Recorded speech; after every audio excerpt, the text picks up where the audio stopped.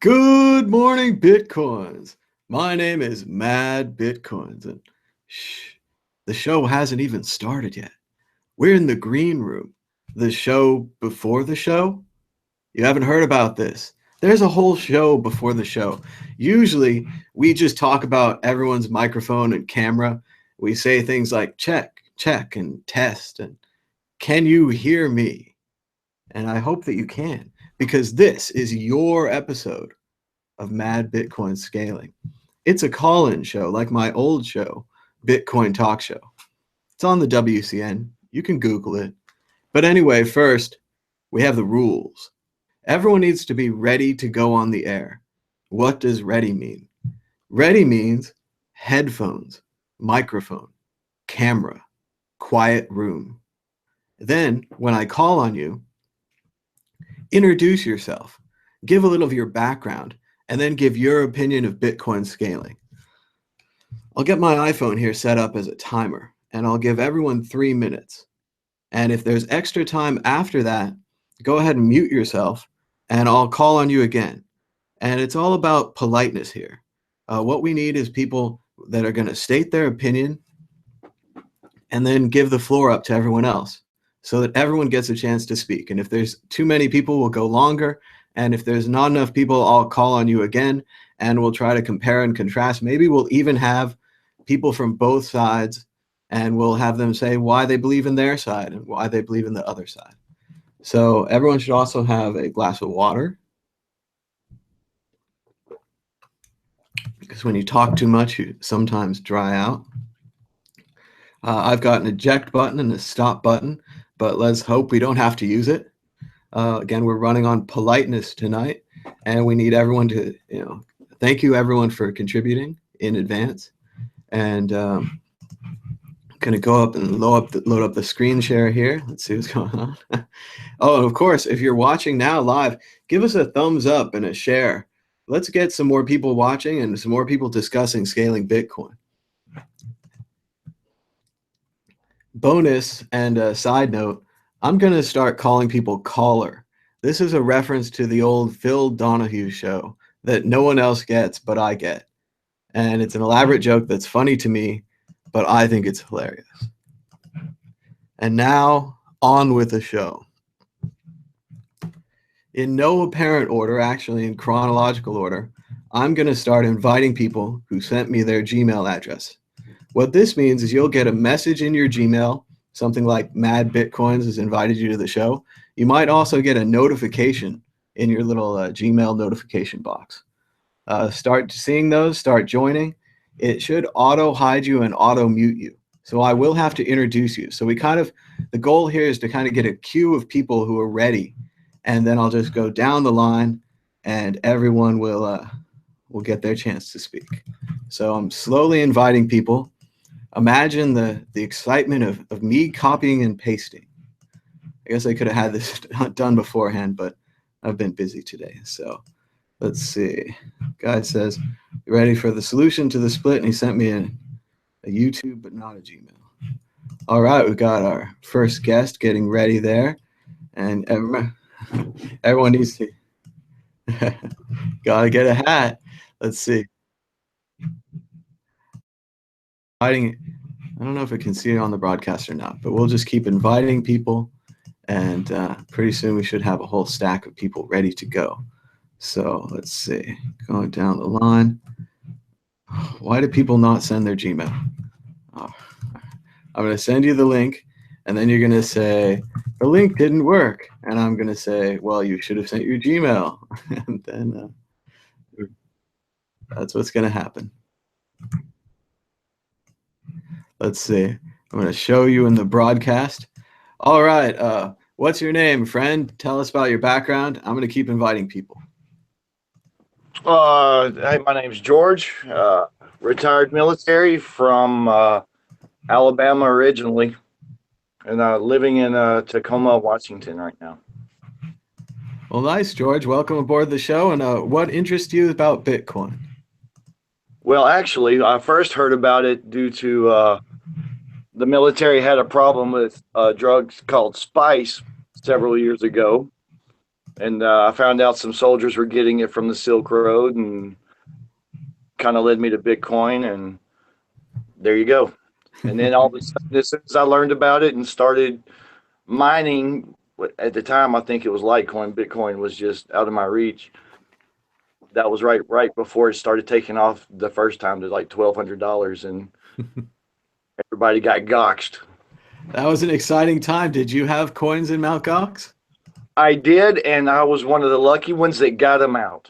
Nice. Very lucky. I heard it was the funniest thing because I heard people like myself who had one or two coins in there, they let those withdrawals go through. But people who had hundreds or 20 or 30 coins or whatever, they were stopping those withdrawals. So it was a completely different world. And we would say one thing like, well, I got my coins out, and that would be true, but we'd be completely wrong if we were a much richer person. So Yeah. It was a good time to be broke.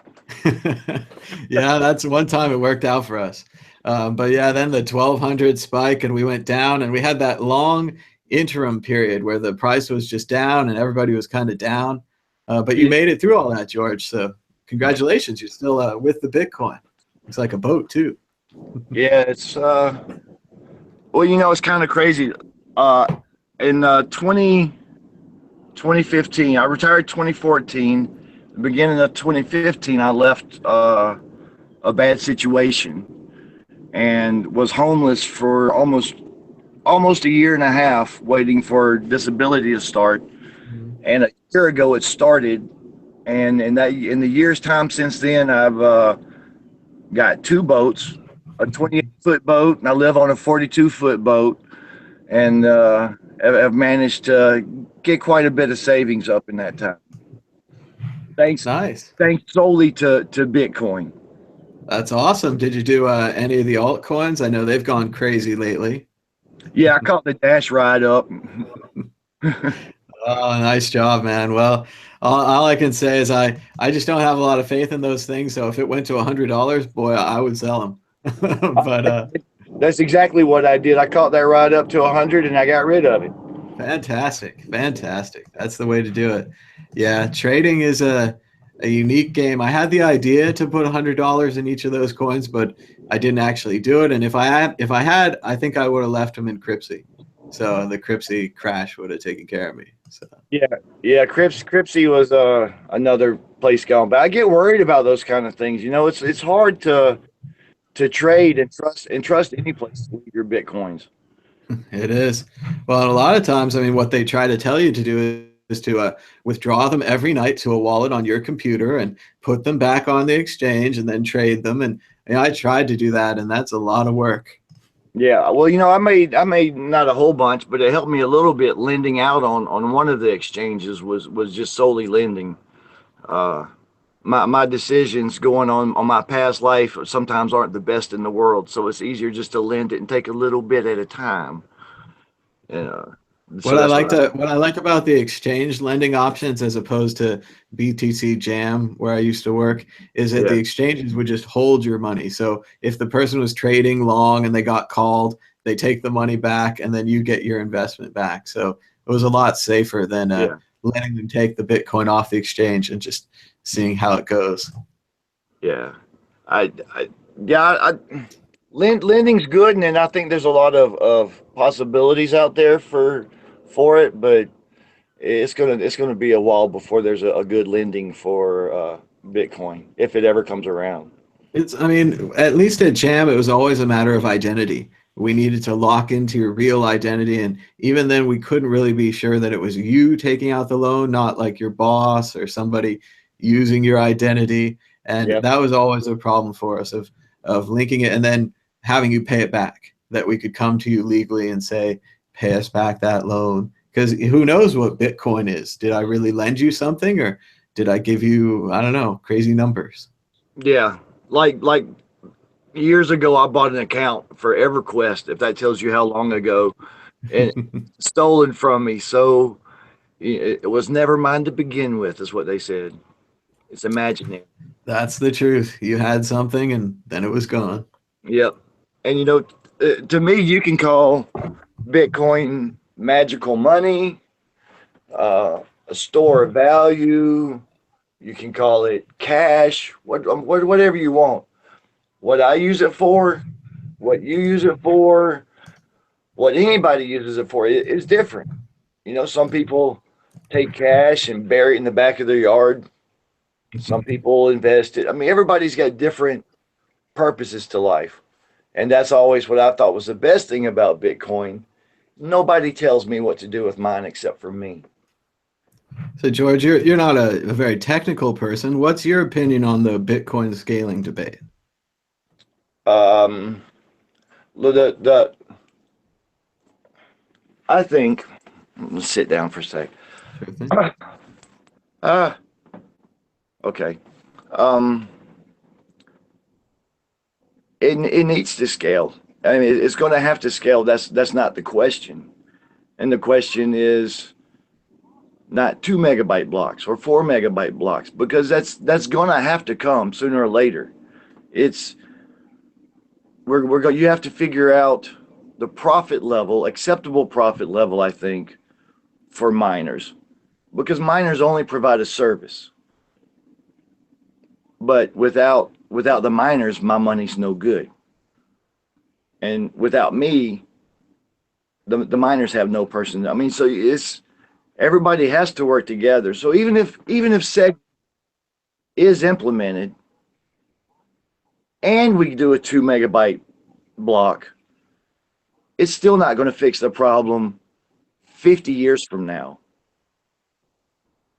So I think everybody's focused on short term and not so far on the long term. You need to have that single base layer security, because that's what Bitcoin is when I put my money into it, I know that unless I'm an idiot, it's going to be there when I come back for it. And the way Bitcoin has been is probably going to be worth a little bit more. So I'm comfortable staying just like we are. Make sure that you have that base layer, what level one, whatever these tech people call it, that's got to be the most secure and the best written code that there is. Because if it's not, anything that comes after that is just opening up a can of worms that no one wants opened. That's some excellent points, George. I really do think it's about the miners, it's about the profit level, and it's about all three of these groups working together. We can't just have one group doing what they want to do or another group doing what they want. We need all of that together. And I also think that your points about the security of Bitcoin, the trustworthiness of Bitcoin, are very important points, and it's great stuff. We're also joined by a new guest. New guest, how are you there? Can we'll present you to the show. Let's see. Show and broadcast. There it is. And YouTube is not doing it. Not doing it, YouTube. Stop presenting. All right, well, we can't click on that box for some reason. Hello, how's it going?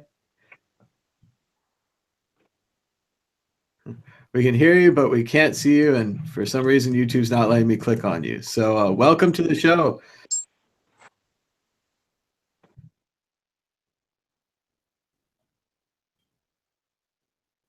All right.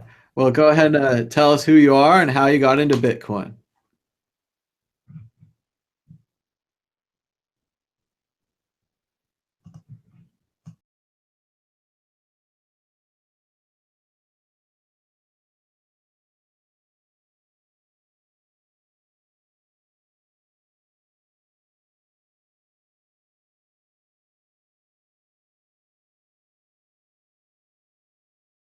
Useful for $5. Like we could send mealsunsung.org for $6. That's 2 meals right there. I know Tone Bays and Roger Bear did a documentary on Vimeo. It's $5 right there to download. We're going to download it at one of our meetups and hope that, that will kind of just spark some interest and put it in people's hands. So I'm just really excited about that and glad that you would, be willing to share with me. All right. Well, great. Thanks so much, Summer, for being on the show. Where can people learn more about this contest? Do you have a web page or a Twitter? That's a great thing. We're connected with Swarm City and a couple of other projects. I guess I can send some links to my Twitter page. That'd be great. We're also joined by George. George, do you want to go and unmute yourself and say hello to Summer? And there should be just a button. If you push, the controls should appear, and then there's like a audio button. Yeah, there you go. Hey, look at that. I'm not as tech stupid as I thought I was. You got it. Stupid. Hey, how you doing, Miss Summer? Hi, I've been listening in. Thanks for letting me join your call. All right, we're just going to ask Summer the question we're asking everyone else. Summer, what do you think about Bitcoin scaling?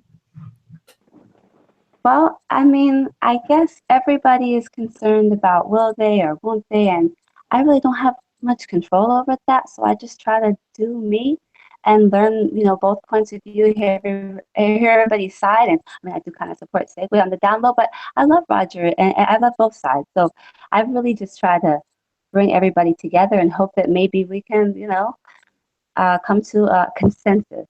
That's all right. Hi, everybody in the chat. That'd be great. It's kind of hard multitasking like this. But do you have a camera?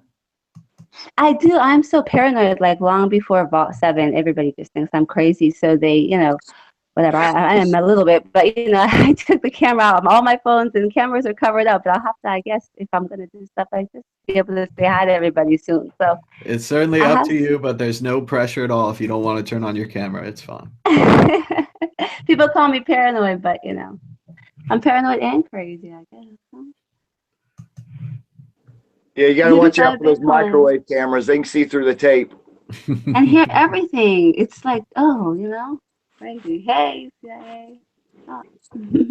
Well, and we're seeing people in the chat. They're saying that they don't have a good mic. They don't want to join. You could join even just with an iPhone. Headphones would be great. But I think, George is here on an iPhone. Summer's here with her camera covered up. We're welcoming everyone tonight. With my camera covered up, it's terrible, right? Well, I prefer if we had more video content, but I got you. You know what? We're going to be doing these meetups. We're going to be live streaming these meetups. So that will be great. They'll be this week. I will have to send everybody the link because I really would, love to. We'll be live. I love live. We're definitely live. Yeah. See, I'm sending out the link to everyone to see if like and share. But yeah, that'd be great. Let's see. So what else is going on in Bitcoin today? I had a couple of links up. Let me go ahead and pull up the screen share. So let's see. We had the price. If you look on the price on a long enough chart, still looks pretty good.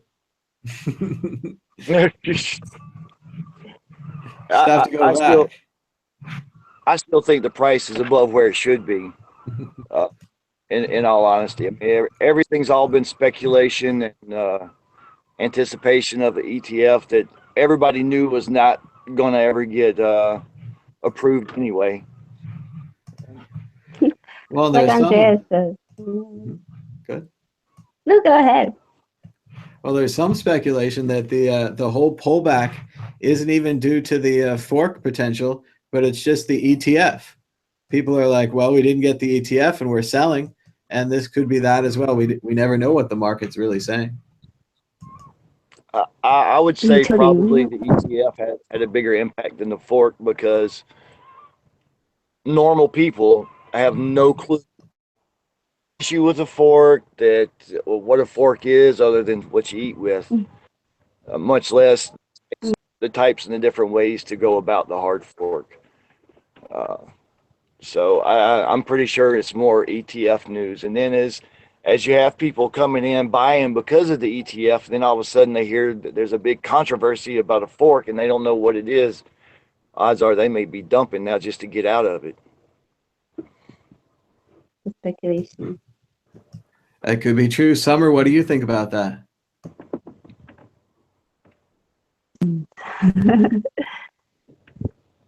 Buy and hold. Where is Adam? Anybody shout out to Adam Meister, the Bitcoin Meister? I just put my kids to bed. They were literally like singing the Adam Meister song. They're big into crypto. My kids go on the phone, take the phone from me, and play the little coin gravity games and different crypto games. So my whole family is like Bitcoin nerds now. I like to find use cases for it. Find use cases. We were just talking about some games, some competitive games, First Blood, and Just a couple. I don't know. We're nerds. Does anybody else out there like the game?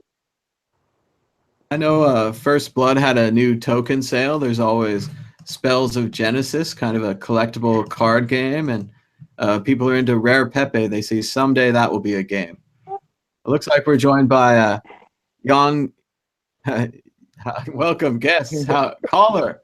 How's it going? Let me put you on the show. We're going to push show and broadcast, and then hopefully you'll appear.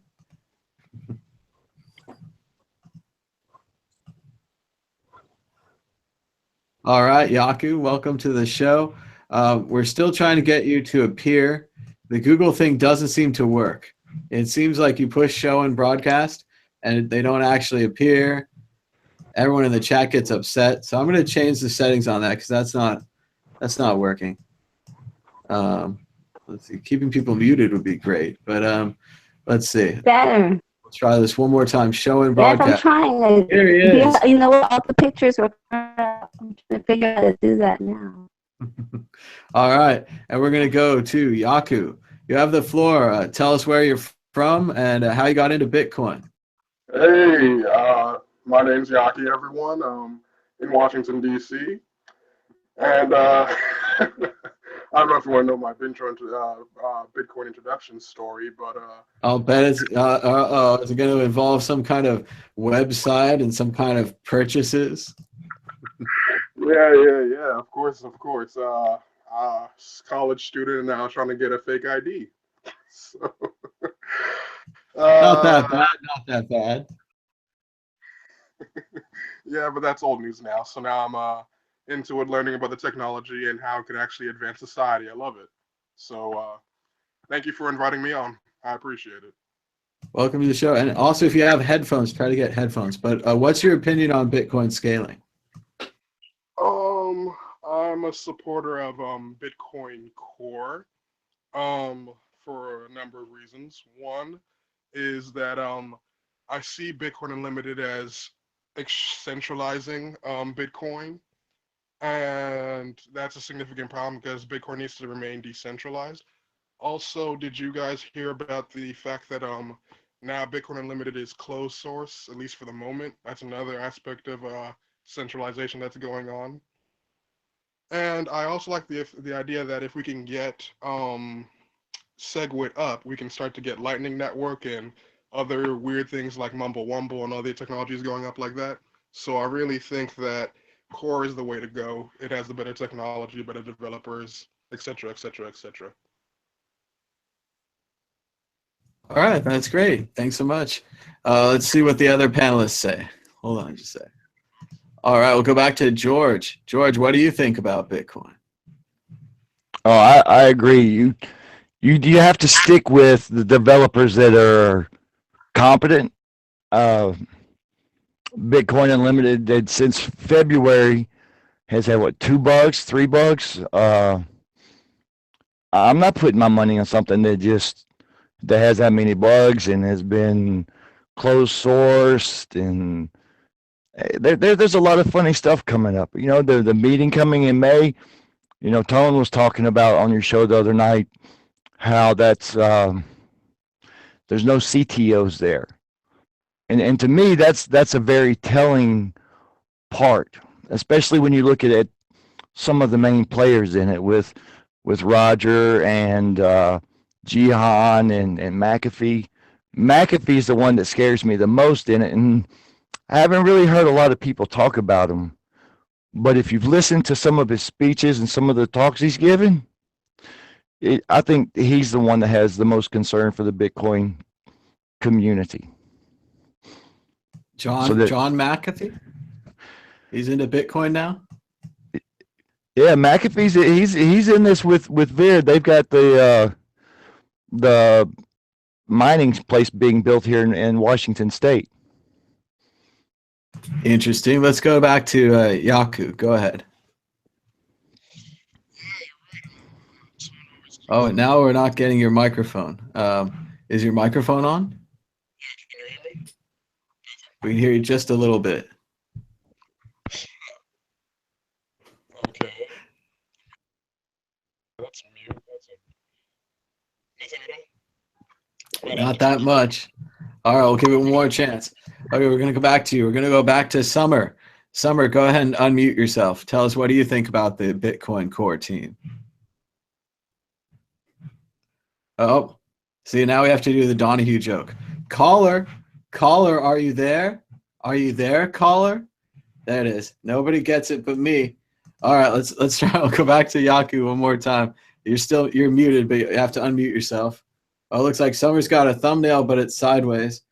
This is quite a competition here. I feel like it's like double dare. Go back to George on the boat. So one thing that a lot of people haven't talked so much about is that Bitcoin needs altcoins, because that's part of the reason I think that the price of Bitcoin has driven up. And for that to be true, those altcoins need to have a purpose. Yeah, we all know that there's a bunch of altcoins that have no purpose other than to make developers rich, whether it be through insta-mines or pre-mines or however they did it. But some of them really do have purpose. And you need those to trade back and forth for Bitcoin in order for Bitcoin to gain a little price and to have another purpose. Because I don't need Bitcoin to buy coffee. I've got cash and I've got any other crypto that I want. For me, Bitcoin is my son's future. That's it. It's not coffee. And I think this is what people need to think about when they're trying to make two Bitcoins and when they're trying to take over Bitcoin, is it's bigger than just you or me or one person. People have invested their futures in Bitcoin and they want there to be one Bitcoin. It's going to get messed up if there's two. Let's try to go back to Yaku. Let's see. Can we hear you now? Go ahead and unmute yourself.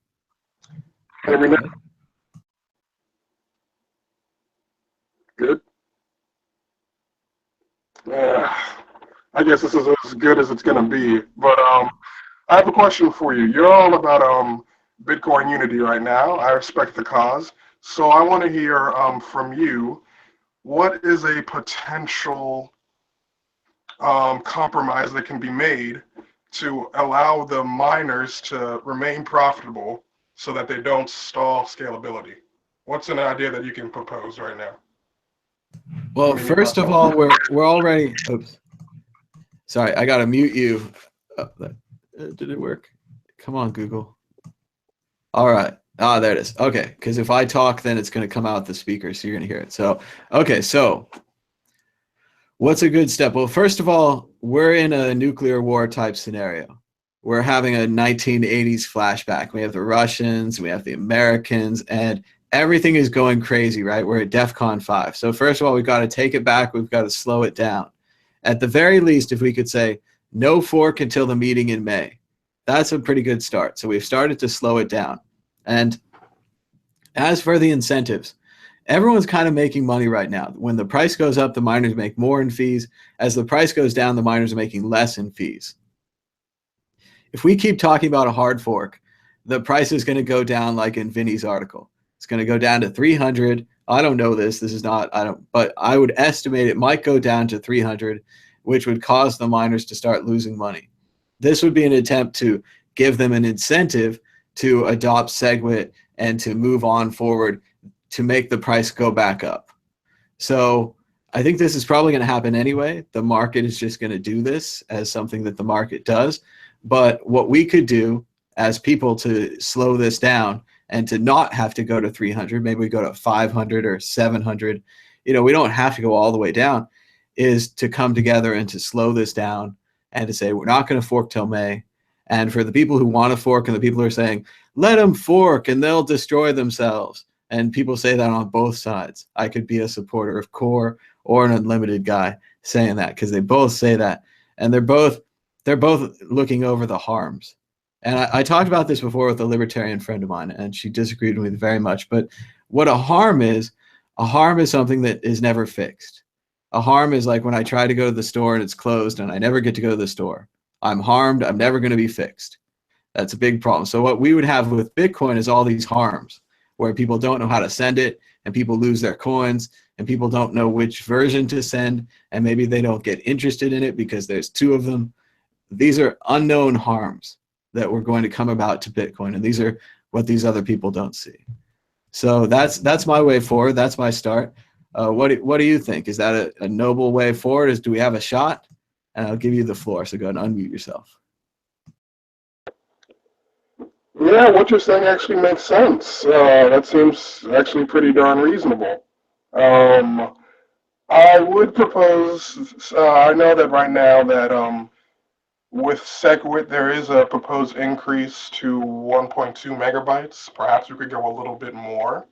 Maybe that's a way to throw a little bit of a bone to the Chinese miners who want a larger block size. I'm just wondering if there's any other avenues because I like the technology. I'm an advocate of it, but I'm not exactly the most technologically savvy person. So I want to know if there's any other things that could be considered as a way to throw them a bone. Because right now they're the main one. It seems 70-30 people who support what they're doing right now. Basically the miners and their interests. So I just want to see if there's a way that we could get them on board so that we can advance the technology, as you say, without doing harm. All right, well, part of the things in SegWit is there's a 1.5 meg increase, but we can't really add more to that. I think this comes from taking the signatures and storing them separately. And that's really what SegWit is separated signatures. Now, there's been proposals to just do a 2 megabyte hard fork with SegWit. I think it's already in the scaling plan after SegWit. But once again, we're having this problem getting the miners to adopt SegWit. And we don't know why. We don't know if it's a fear of layer 2 technologies, Lightning technology. Maybe you don't make as much fees because people are trading little Lightning things. But my theory is you might be able to be a node on the Lightning network and make money that way. I don't know. I need more information about the Lightning network. But that's really the stumbling block, is that they didn't go for SegWit for whatever reason. And now we can't get to the 2 megabyte thing. So they're trying to say, let's just go to the 2 megabyte thing. But the problem with that is that the miners don't run Bitcoin. And they're trying to run Bitcoin. And yeah, they've got great computers and we need them. But we also need the coders and we need the users. And that this is splintering apart. And people who say it's okay to splinter apart are thinking short term, not long term. But we've also got a new guest. Let's go to the new guest. Seb, how's it going? Go ahead and unmute yourself. I'll give you the floor. Hello, can you hear me? I can hear you, but you don't have headphones, so I'm going to echo. Oh, okay. So go ahead. I'm Seb. I'm from Cambridge, Massachusetts, and I've been into Bitcoin for a couple of years now. I'm trying to do a crypto jewelry sort of thing going on here. In terms of this whole scaling debate, one thing that I keep questioning is whether what is the minimum amount of energy needed in this proof of work long term in order to secure the network, and if we do these sort of off-chain scaling solutions, will the transaction fees be enough to support a secure base layer? So that's my main concern with the whole thing. All right, Seb, that's a good question. Will the transaction fees be enough? Now, right now, we've seen the mining reward in my time, at least, has gone from 50 to 25 to 12.5, right? 12.5 Bitcoins every 10 minutes. So right now, that's still a lot of money. But beyond that, we have 6.25, right? And beyond that, we have 3.5 of a quarter, 3 1/8 or whatever, right? So it's getting pretty small pretty fast. Again, that is, I think, 4 years and another 4 years from now. Wouldn't quote me on that. I'm not sure exactly when the layout goes. Would it be enough? Maybe. I don't know. But the miners are going to have to face that when they go to it. And I think that's a good part of the debate. That's definitely part of it, where if we had more blocks, we had more transactions, we had less layer 2 or no layer 2. I just don't know if Bitcoin technically can handle it. I've seen that chart that went out yesterday, the guy that gave a speech at Coinbase, and he said, the blocks have always gotten bigger and the future looks just like the past. And I look at that and I'm like, no, no, no, the future doesn't look like the past. All of our other, like, if we just kept going straight up, we need more of everything. We need more hard drives. We need more bandwidth, like forever. We would need more of everything. It's more like if we can do a smarter solution. I know everyone's not that into BU, but Rhett, my friend Rhett was on the other day, and he said, we don't carry around transactions from the 17th century. You know, we're not carrying the old parts of the scriptures and things with us. That's why these early transactions are probably going to be pruned out, or they're going to be left behind, or we're going to separate the signatures. That's why all these ideas are going through. But what do you think? Let's go down the panel. What do you guys think about the future of Bitcoin? Will the miners make enough money? And is this what the problem is? Is this what we need to fix? Let's go first to George on the boat. Got to unmute yourself. It won't let me unmute people. Yeah, Google there we is go. not smart. I just fat fingered it. I'm sorry. It's got to scale, and raising the block size every time is not going to fix the problem. 20 years from now, when my son downloads, or his son downloads Bitcoin Core and has a 2 terabyte download, well, what's going to happen? So, everybody's focused on short term, and by short term, I mean 5 years or less. When they need to focus on layer 1, getting this fixed, secure, and there has to be something with block size. Monero does a really good job with their adjustable block size. So that could be something to look at. You know, maybe when I download my Core wallet, I only have to download the last 100 blocks, and then the first how many gigabytes is stored in a central place. I know no one likes centralized, but there are decentralized storages for us. I mean, there's a bunch of options, and the whole raising the block size because I need more money for transactions, while seems to be a good argument, somehow just doesn't add up as a reason that all of this is going on to me. Excellent points, George. Let's go to Yaku in DC. Go ahead, Yaku. That's a great point. In fact, it makes me think about actually this opportunity for the miners. Perhaps they could be Bitcoin's vault in this instance of the past transactions going on for a little bit, and that's a way for them to make current value, as a way to just be a storage opportunity of these past transactions so that we can lighten the load on the network and take off some of this junk that's going on in the full node that I'm running. So that's a great opportunity right there. Thank you for the idea. Yeah, maybe users could even donate a little bit of money to fast start their Bitcoin wallets, and the miners could provide this. I don't know. There's all kinds of options, not specific things. But let's go back to Seb. Let's ask you your own question. Will the miners make enough money? Are they afraid of layer 2 technologies? Well, I think I did a rough back of the envelope calculation one day, and it's like if we keep the same level of security as we do today, so the same amount of like megawatts of power going into mining, and you remove all the subsidies, like that 12.5 Bitcoin subsidy, I think each transaction is costing like something like $10, and so and that's with a 1 megabyte limit. So I don't know if there's going to be enough demand to fill up 1 megabyte blocks with $10 transaction fee transactions 24/7. I just don't know. So. All right, I'm still trying to invite more people. People are telling me they're getting the classic Google 403 error. So hopefully I can put together an email and I can do some copy and paste action and try to get us some more guests here. But we do have some great guests so far, and thanks so much, you guys, for joining us. What else should we talk about on Bitcoin scaling?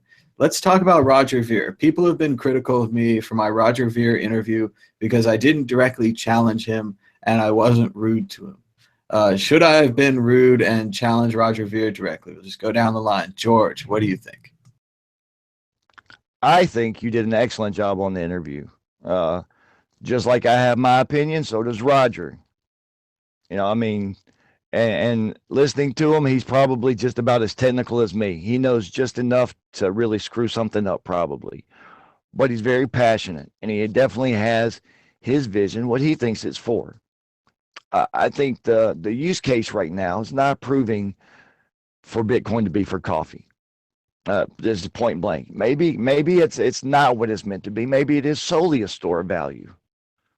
So maybe that's what we need to focus on. And if people that don't agree with not using it for coffee, then maybe they go buy into a different coin that can do that. Everybody has options, and you shouldn't force your option on me, and I shouldn't force mine on you. Excellent points, George. Very reasonable middle road. Seb, what do you think? Well, I think there's a lot of toxicity in the community right now, and so I think not adding to that is probably a good thing. Just kind of keeping it lighter and no more attacks directly on people. That's a good thing. All right, let's go to Yaku in DC. Go ahead, Yaku. Yeah, the point of an interview is to extract information, and you did that in a non-confrontal way. You don't have to advocate the points and be a devil's advocate all the time. You did a great job on the interview, I have to say. Well, thanks so much. I think it was good too, but I'm open to the community's opinion. There's people that think, and I'm not saying I believe this, but there's people that think that Roger is like the ultimate propagandist and that they let him run wild and he got all of this information out and all these people who watched it were propagandized and convinced. And I hope that's not true, because I made a lot of other interviews where people put out their opinions, and we talked to Peter Todd, who's very technical. We talked to Vinny Lingham, who I think is very empathetic, and talked to Bitcoin Gandhi and these kind of ideas. And yeah, I would like to talk to Roger again. I'm going to reach out to him probably on Monday, see if he's free. And I'd like to talk to him about the ideas that we've developed here, the ideas of Bitcoin unity and the idea of slowing down and staying together. And I don't know how he's going to react to those, but again, these are positive things. If Roger's like, we don't want to stay together, and I'm like, oh, but please stay with me. I don't know. We're going back to that whole relationship talk we had yesterday with Jimmy Song.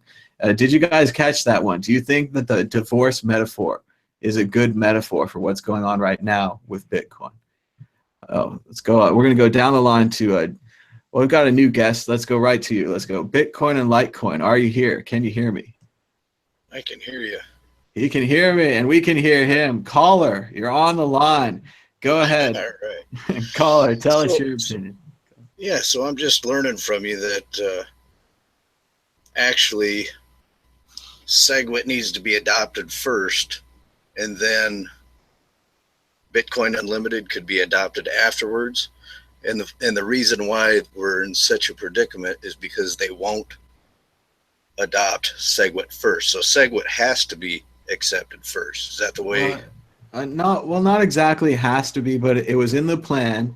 And then there's this other thing about SegWit that I need to tell you, and it's confusing to me technically. I don't have it 100%, but there's this thing called transaction malleability, and we don't have an exact number on the transaction. There's not like a serial number, and SegWit fixes that. So there's an exact number now on the transaction. And what this allows people to do is create something called the Lightning Network. And the Lightning Network, in a very basic way, is connected to the transaction. So you would take your Bitcoin, you would start a payment channel, then you would use the payment channel of like $20 to send your buddy $5. But instead of sending it through the Bitcoin network, you'd send it through the Lightning Network, which is kind of like a network of telephone. So it's like Ali gives it to Bob, who gives it to Joe, right? And then eventually, someday you might want your $20 back, but usually you would just keep sending it around. But if you wanted your $20 back, you would settle back to the Bitcoin network. We don't know what the miners think of this. The miners might be afraid that they're not going to make money because there's less transactions. But I think Bitcoin's popularity is such that there's going to be tons of Lightning transactions and tons of Bitcoin transactions. But what do you think about that? I'm trying to bring it to a reasonable technical level for everybody. Right. I appreciate that. And so is it possible that we could go through with the fork and adopt SegWit and just stick with SegWit? And then if we need Bitcoin Unlimited down the road, then we could just go that way. Well, we can't. Well, going through with the fork means there's two Bitcoins and everything gets Right. really confusing. But if we adopted SegWit, I believe that the plan was to do a 2 megabyte block size raise afterwards anyway. But I think that Roger's argument was an argument to urgency. Roger's saying that the blocks are so full that they're overflowing and that people aren't getting their transactions through. Now, I think this develops a line, right? Now, from a computer science perspective, if the computer just does everything in a row, eventually it's going to get to the people in that line. But of course, they're going to come at me with the numbers, and it's going to take 5 years to get your transaction through. So that's the issue: is how fast do we need to So fix basically, this he problem? just wants to jump in line because he's got a business going on. I would say that's a big part of Roger's issue, is that he's running memorydealers.com. He said on the show he was getting lots of emails, lots of complaints. People are confused. But looking at it now and talking about this all week, that's nothing Right. to say compared to the confusion of Bitcoin 1 and Bitcoin 2. So Right, yeah. So really, the only solution is for him just to humble himself and kind of go along with it, so this whole thing doesn't fly into a million pieces and people just get totally confused and start using other coins, which is what he claims that he's afraid of. and he's already started to do. Roger moved about $100,000 in Dash, and then kind of trumpeted about it. And yeah, I would like Roger to come back to the community. And the other issue is that Roger's teamed up with the miners. There's a large group of miners, Antpool, Bitmain, that gave him, or gave the Bitcoin Unlimited project, 30% of the hash power. So it's the combination of these two groups: Roger representing a power user, a large business, and then these miners representing a large group of miners. Right. Well, thank you so much, man, for all you do, because I've learned so much from you over the times. I'm just glad to be talking to you. Well, thank you for being on the show. And do you have a question for our panel, or where should we lead this discussion next? Oh boy. I've got so many questions. I don't know if you want to get off of the SegWit topic though, really, but probably should stick with that, right? All right. Well, let's. I think you've sufficiently answered my questions on SegWit so far. All right. Well, let's hold on. I'm going to mute you, but just hang out, and then let's go down the panel and let's just talk. I kind of explained things in a basic, non-technical way. What did you guys think of that? Did it work for you? Let's start with Seb. Go ahead, Seb. Well, yeah, I think it's a great non-technical conversation. Maybe one thing I want to bring up is the double spending problem, because now if Bitcoin's going to fork, you might have a significant fraction of the network or a significant portion of the mining power that might attack the alternate chain, because they use the same proof of work algorithm. And so that's the first time we might actually see those equations in the white paper really coming into play, where 20% of the network might be like trying to fork away. And so I think that's going to be interesting when that time comes. And that was one of the points brought up in that paper that I saw yesterday. They basically said that they would do that they would continue mining 0 transaction blocks on the weaker chain until the weaker chain went away. And the paper basically outlined a way for the miners to cause bigger blocks without the coders. And again, this is politically, this is just a disaster. This is a violent disaster. I'm trying to maintain this thing to keep people back from the brink. And to use the Soviet US analogy again, they've just invaded another country. They've just moved in missiles. But we can still roll it back because it's not done yet. Let's go to Yaku in DC. Go ahead, Yaku. Yeah, that would going back to your original question about the divorce. I was watching the interview and I wasn't a fan of that this discourse that you had, because that's basically his point was, if you ignore the problem and go back to the way that things were, everything would be fine. That That's not the way to run that's not a well-run marriage, just to keep face and keep the peace. If you ignore the problems of the marriage, it's going to fester and the wound is going to grow. So I can't advocate that at all in terms of just keeping peace. I'm all for compromise, but if it has to be a fork, then fine. But I can't allow doing nothing. The status quo is not good enough. It's a reasonable critique, and I think that the marriage argument is also kind of like just don't pick on the other person, like don't attack their weak points. Like there's ways to build a relationship and there's ways to tear it apart. And what we need to do is relationship building. And that's why I've asked everyone to have incredible civility when you go out into Reddit. And when someone disagrees with you, say, hey, maybe we could stick together. Maybe we'd be better off if there aren't two Bitcoins. That seems kind of silly to me. But just this kind of natural politeness. Let's go to George. What do you think about this debate? Has it been polite enough, or is there too much astroturfing and fake comments? I think it got escalated extremely quickly.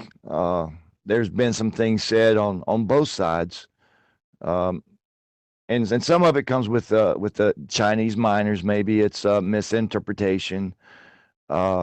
Twitter is not the place to have a discussion of any kind. You only get 140 characters, and I can't even put my thoughts together in that. I know some of these geniuses that are in Bitcoin. You know, it's not the place for it. The attack threats by the miners, I take very seriously as someone that holds Bitcoin. I know that DeSantis is working on changing the POW if that happens, which I think is. My feeling is there's going to be a fork. What you see in May coming up is going to be an announcement of a fork and their intentions. And I think we need to be prepared for it. Is that what anybody wants on SegWit's side? I don't think so. And I don't think that a split would, in the long run, maybe be a bad thing. Hey. But I think right now everything needs to be scaled back. We need SegWit for the malleability fix, plain and simple, so that that's no longer an excuse for anyone. But a split's coming. That is my feel. If you go back and you look at the statements that have been made, come May, there's going to be a hard fork. And I'm going to have to step out because my phone's dying, and I appreciate it. And I've been watching you forever, dude. You do a great job. Well, thanks so much, George, for being on the show, and I appreciate getting your opinion. All right, take care. Good night. We're also joined by my friend Dominique. Dominique, how's it going? Do you agree with George? Do you think there'll be a fork in May? Oh, hey. Hi. Can you hear me well? We can hear you just a little bit. You sound very quiet. I'll see if I can turn your volume up a little. Okay, thanks. So yeah, just tell us how you got into Bitcoin right. and Yeah. Well, thanks for having me. Briefly, I do mainly community work, so I've engaged in a lot of community in Hong Kong. I do all the local events. On the scaling issue, on a technological perspective, I don't have much to say about it, but I do know that I do focus on the things that I value about Bitcoin, which is open source and decentralized, and also talking a lot of non-Bitcoin people. And of course, I like to preserve what sets Bitcoin apart from other currencies. And obviously it's fast, convenient, cheaper. Ideally, I don't like a split, preferably for me, but that's just probably my personal feelings. I get a bit very unsettled about it, but if it happens, I guess it happens. I don't know for sure if there's going to be a hard fork, but it seems more and more possible. And I guess I have to adjust my thinking on that. I've heard both sides that that there's no, that it's not a bad thing. I don't know how deep the conflicts are on the technological level, but if it gets that bad, well, might as well get it over with. And just see which one scales better. I obviously don't like it. I know a lot of people would like to keep Bitcoin intact and as one, but if it's unavoidable, you just have to deal with it. I do value as well communication. I mean, we all want Bitcoin to succeed, and so I would appreciate a lot of dialogue, communication, not letting panic and emotions get in the way in this, meeting halfway, but maintaining a measure of integrity as well. Like I said, maybe some disagreements are good, but when it gets too polarized, I don't know, maybe we don't want a divorce, but if it's, again, I'm not in a position to determine that, but as much as we want it to unify, if not, we'll just have to deal with it. But how it would affect Bitcoin in the long run is concerning for me. So, Well, I still think we have a chance to avoid the hard fork. I know it's going to be difficult and people are rallied against us and they've already made up their minds. But once again, this is like a nuclear war. Until they blow up the whole world, we still have a chance to save the world. And I know that's existentialism and that's all or nothing, but that's really what this is. If you want there to be 2 Bitcoins and you want me to have to say to everyone, oh, send it to me on Bitcoin 1, don't use Bitcoin 2, it's slow today, or oh, my Bitcoin 2 address is full, send it to my Bitcoin 1 address. If you think this is a good idea for even 5 minutes, call up your mother and explain Bitcoin 1 and 2 to her and tell her why you did this. And I wish I could have that translated into Chinese too. But let's go down the line. Seb, do you think there'll be a fork? I'm hearing some pretty dark words from George. Dominique also seems to agree. I'm hearing fork, fork, fork. What do you think, Seb? Yeah, unfortunately, I think we're at DEF-CON 1, is it, here? And I think the guys are entering the codes and the manuals. It's not looking good. I think the sort of real problem is that, each side has a good point. And so one side isn't strictly better than another. And so there's going to be a division in the consensus. And so I think the fork is just going to be the natural result of that. And then, if it does fork, will these forks attack each other? That's something, it's like a mutually assured destruction sort of thing. So this nuke example is interesting. And so if that starts happening, I'd like to see exchanges. Successful double spends against exchanges would be really bad. So maybe transaction acceptance policies like Coinbase requires 3 confirmations. Maybe we'll see them bump it up to 6 or 7 confirmations just to make those double spends even more expensive and hopefully not damage the community anymore. And that's exactly what Jimmy Song you said yesterday. He said, we're going to go up to 6 confirmations or maybe 12 because you could be reorged out of the thing. So you could send someone money and then not have it sent to them, which is the whole point of Bitcoin. You're just destroying it. And yeah, it does seem like all the 80s things are going to come back. We're going to get big hair. We're going to listen to death metal. And we're going to be sitting there at like DEF-CON 1. And just to go back to the whole horrible metaphor, we still have a chance because there's always the coders who have to push the button. So if you're out there and someone says, it's time to execute the Bitcoin fork, and you're like, no, I refuse to do that. And you could lock your computer and you could encrypt it and you could walk away and you could say, no, I'm going to get a Coke before I do the fork. And then you can say, no, I want a fried chicken before I do the fork. And then you're like, no, I need a good night's sleep before I do this fork. You don't have to do the fork. They did a test on the guys that sit in the silos, and they're paid really well to sit in the silos and launch those nukes. They don't push the keys. They won't push the keys. They did the test, and they're like, do you want to destroy Vladivostok? And they're like, well, there are people there too, right? And they're like, they're Russian people, or Soviet people, BU people. No, don't destroy them. They're core people. Don't destroy them. Walk back from this brink with us. But we're going to go really far with this metaphor. Let's go to Yaku in DC. Your thoughts. Are we going to fork? Is it Soviets and U.S.? Well, call me an optimist, but I don't think a fork is coming. Because, like I said, the underlying problem is the incentive structure for the miners. if that could be addressed in a reasonable way, that everyone wins, with maybe some of the ideas that we pitched today, it's possible to avoid this fork. Like I said, I would be okay for fork because I believe so strong in core, and I also believe that divorce is a fine thing if you can't come to a reasonable settlement. But I think there is a reasonable settlement that can be made. And I just find it weird that all this talking and all this violent language towards each other isn't achieving that compromise that we truly need to make this actually happen. We're definitely throwing mud at the wall now. I saw that article with all the slides, and it was like, we could just take over your network without you. We don't need you. And I was like, oh boy, that's a violent thing to say. Let's go to, I didn't get your name, but Bitcoin and altcoin down at the end. I think you agree there's going to be a fork, but what about this language? Are we Soviets and US?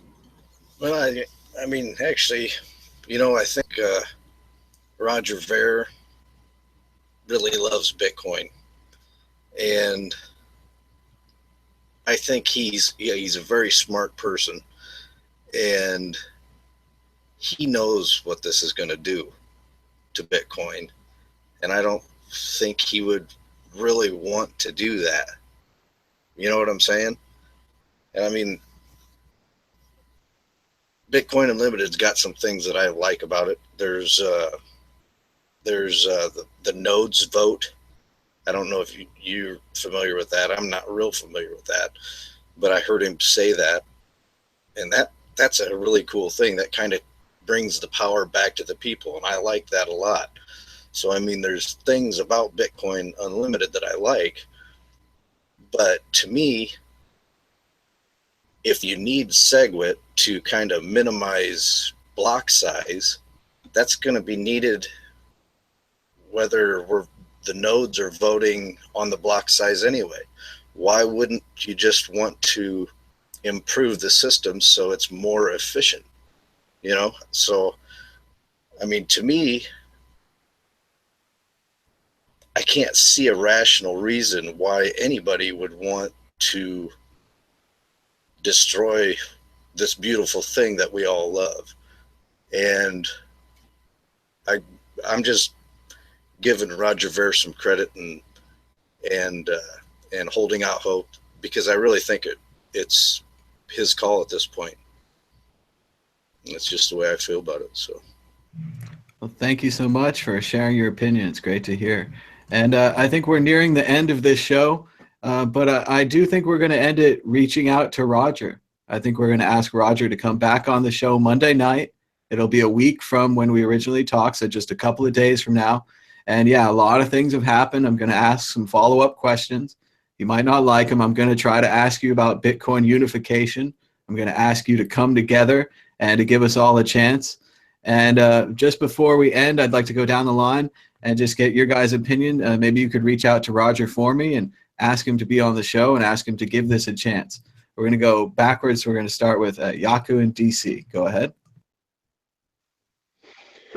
All right. I wish you the most success on this interview attempt. Hopefully you're able to convince this Roger Ver to actually do the right thing and actually unify, and have him address some of the issues that we brought up today, like maybe the miners' incentives and other things like that. Good night, everyone, and thank you for your time and your attention. Thank you, Yaku, for being on the show. Let's go to Seb. Caller, are you there? Yeah. So I think just continue to reach out to everyone, including the community. Like, this is great. So thank you for having me on the show. And yeah, I think just continue to interview people around the Bitcoin community is awesome. So, well, thanks so much, Seb. And show us the bling one more time. Yes. Stand up and show us. This is my crypto bling here. You can call me Biddy Cent.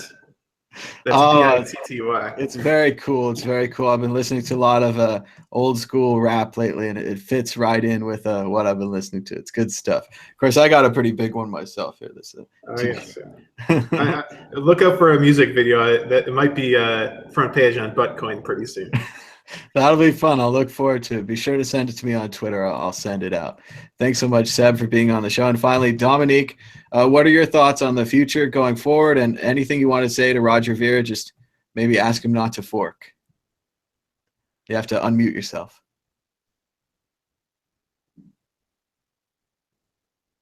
Nope, Google's hidden the controllers. See, Google makes it hard to use. They hide the control buttons. One more chance.